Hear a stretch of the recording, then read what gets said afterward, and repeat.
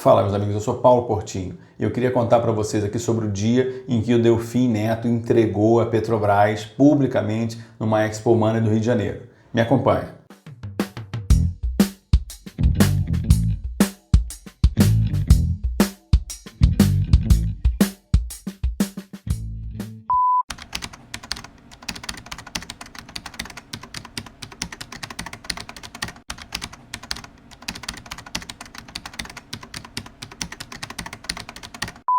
Fala pessoal, isso era 2007. Estava rolando uma Expo Money RJ. A gente estava lá como Instituto Nacional de Investidores com uma banquinha para vender o nosso peixe. E eu pedi licença ali para o pessoal que estava junto comigo para assistir uma palestra do Delfim Neto. O Delfim Neto, assim, a minha visão a respeito dele, para quem conhece um pouquinho de história da economia brasileira, o Delfim Neto, ele foi o cara, eu não gosto muito dele por conta disso, ele foi o cara que explodiu o Mário Henrique Simonsen do governo, acho que em 79, 80, se não me engano.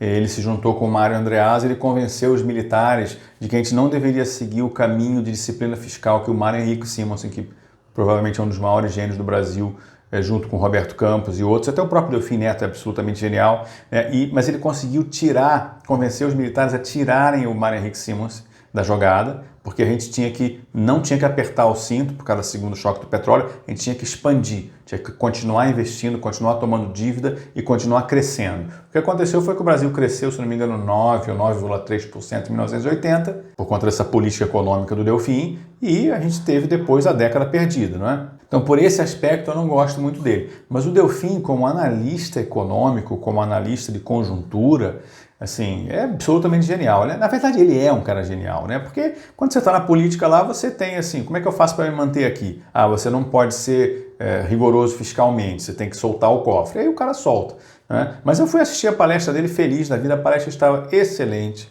porque realmente fala maravilhosamente bem. E começou um burburinho terrível na palestra. Todo mundo falando, todo mundo mexendo no celular, todo mundo descendo, as pessoas saindo, algumas correndo, um negócio horrível, né? Aí o Delfim começou a ficar incomodado com aquilo, falou, acho que já naquela época ele já não dava palestra em pé, né? Ele estava sentado, bem velhinho já, mesmo em 2007. Aí o Delfim perguntou e alguém da plateia falou, a Petrobras acabou de descobrir o pré-sal, né? Para quem lembra daquele dia, cara, foi ação subindo 20 e tantos por cento e com volume, né? Tinha, se não me engano, opção da Petrobras subindo 22.000%, né? Quer dizer, se alguém realmente tinha uma informação privilegiada ali, pode ficar rico só em um dia. E o que aconteceu foi que o Delfim, coitado, sem perceber, ele falou o seguinte, o quê?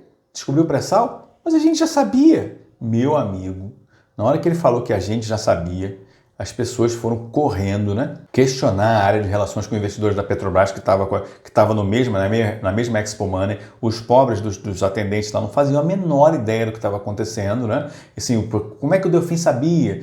Podia ter alguma relação com o governo e tal. As pessoas ficam extremamente ofendidas quando tem um fato relevante, tão relevante como esse, que algum grupo de pessoas saiba, são uma das principais funções da CVM, né, e do mercado, evitar que essas coisas aconteçam. Então as pessoas ficaram muito, muito aborrecidas, achando que eventualmente algumas pessoas soubessem de antemão dessa situação e que tenham eventualmente operado. Não estou dizendo que isso tenha acontecido.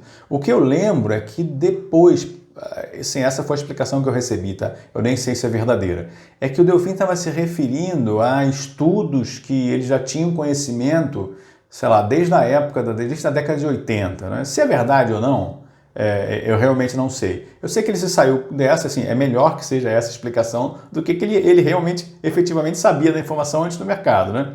Eu estou aproveitando esse gancho aqui, contando essa historinha interessante, para falar para vocês sobre uma coisa muito importante, realmente revoltante no mercado, que é o insider trading, né? Queria falar para vocês também que se vocês ouvem aquela informaçãozinha de pé do ouvido a respeito de dicas dentro do elevador, o cara fala assim, ó, a gente vai comprar tal empresa amanhã, você ouve um executivo falando, etc. E se você opera, você também está correndo o risco, né, de ser pego por insider trading, apesar de você não ser administrador. É o que eu vou mostrar rapidamente nesse vídeo aqui a partir de agora. O crime de insider trading, pessoal, está tipificado no artigo 27D da Lei 638576 e consiste em utilizar informação relevante ainda não divulgada ao mercado, de que tenha conhecimento e da qual deva manter sigilo, capaz de propiciar para si ou para outrem vantagem indevida mediante negociação em nome próprio ou de terceiros com valores imobiliários. A pena de reclusão é de 1 a 5 anos e multa de até 3 vezes o montante da vantagem obtida com o crime.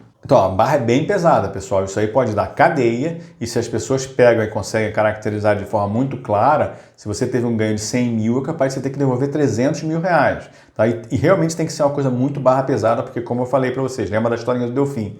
Imagina o cara achar que meia dúzia de pessoas sabem de uma informação que poderia ter transformado essas pessoas em pessoas ricas. Tá certo? Realmente o insider trading é algo que deveria ser combatido mesmo. As pessoas que no mercado são miúdos, minoritários, eles se sentem muito ofendidos quando isso acontece. Mas vamos continuar nas normas? O artigo 155, parágrafo 1º da Lei 6404, estabelece que é vedado o uso de informações privilegiadas pelos administradores de companhias abertas. Cumpre, ademais, ao administrador de companhia aberta guardar sigilo sobre qualquer informação que ainda não tenha sido divulgada para conhecimento do mercado, obtida em razão do cargo e capaz de influenciar de modo ponderável na cotação de valores imobiliários, sendo-lhe vedado valer-se da informação para obter, para si ou para outro, ou seja, ele não pode usar um corretor amigo para ganhar dinheiro de jeito nenhum, vão os dois ser colocados no processo, vantagem mediante compra ou venda de valores imobiliários. Porém, meus amigos, aqui parece que a gente está falando só de administradores,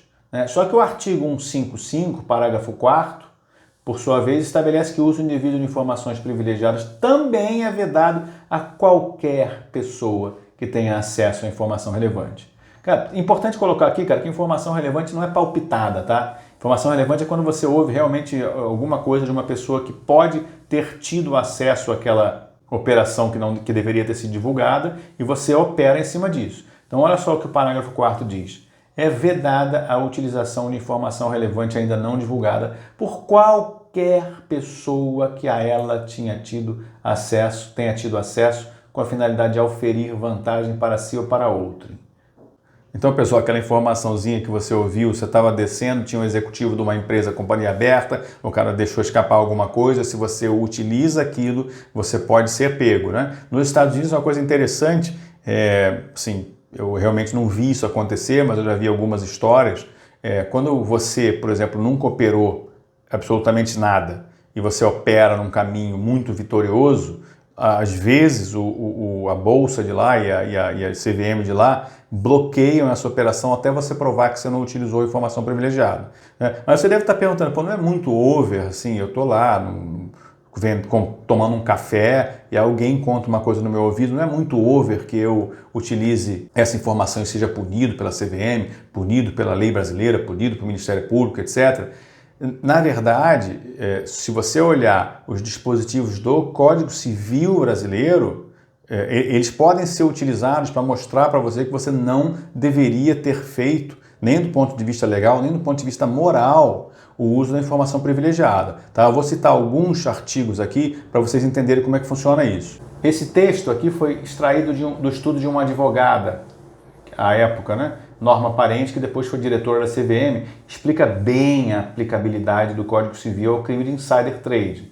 Em nosso Código Civil, a despeito de não constar uma expressa definição de insider trading, 2 dispositivos contemplam a mecânica subjacente à figura do insider trading. Com efeito, o artigo 92, combinado com o artigo 94 e 159, ao protegerem direitos subjetivos e patrimoniais, indiscutivelmente são aplicados a casos de insider trading. Olha que coisa super interessante, pessoal. Olha, o artigo 92 diz o seguinte: os atos jurídicos são anuláveis por dolo quando este for sua causa. Nos atos bilaterais, o silêncio intencional de uma das partes a respeito de fato ou qualidade de que a outra parte haja ignorado constitui omissão dolosa, provando-se que sem ela não seria celebrado o contrato. E no artigo 159 temos: aquele que, por ação ou omissão voluntária, negligência ou imprudência, violar direito ou causar prejuízo a outrem, fica obrigado a reparar o dano.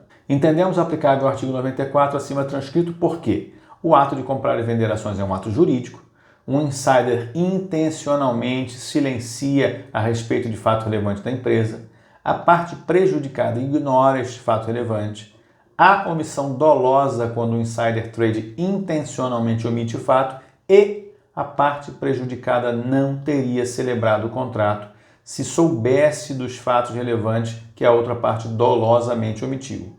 Quanto à aplicação da norma do artigo 159, entendemos de igual modo que o artigo poderá servir de fundamento para a parte prejudicada pleitear a indenização, porque no insider trading existe um fato lesivo voluntário doloso imputável ao agente por omissão. Existe a ocorrência de um dano de caráter patrimonial e há relação de causalidade entre o dano e o comportamento do agente. E agora, e aquele carro que você vendeu? Quer dizer, o Código Civil ele deixa muito claro que você deve agir com zelo, respeito e de forma transparente nos seus negócios, né? É óbvio que as pessoas, no caso do insider trading, a opção nunca é tentar identificar aquela pessoa que me enganou, né, vendendo, até porque você não sabe quem é aquela pessoa que te enganou, para conseguir a reparação, né? A reparação normalmente é feita num processo administrativo e etc. Mas só para mostrar para vocês qual é o fundamento, né, da gente entender que o uso do insider trading, mesmo para pessoas que não são da administração, pode configurar crime, configura crime, né, pelo artigo 155 e a fundamentação no nosso Código Civil, né? Mas eu sei que você ficou preocupado mesmo com aquele carro que você vendeu. Brincadeirinha. Valeu, pessoal!